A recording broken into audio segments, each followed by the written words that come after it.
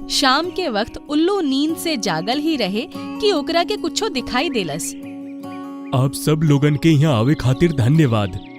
अब आप सब लोगन जान ली कि एइजा काहे खातिर बुलावल गइल बा। उ अपन आँख खोललस त पइलस ओकर पेड़ के नीचे कई सारा जानवर और पक्षी जमा बाड़सन। सब जंगलवासी ध्यान से सुना, कल हमनी के जंगल के छोटू हिरन के जन्मदिन बा। हर साल के जैसन इस साल भी मिलके हम सब पार्टी के तैयारी करब जा। ई त खुशी के बात बा।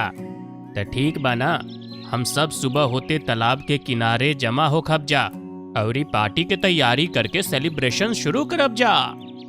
कहाँ बात बा, तहरा जन्मदिन के पार्टी बा, लेकिन हमके त दिन में दिखाई ना देवेला।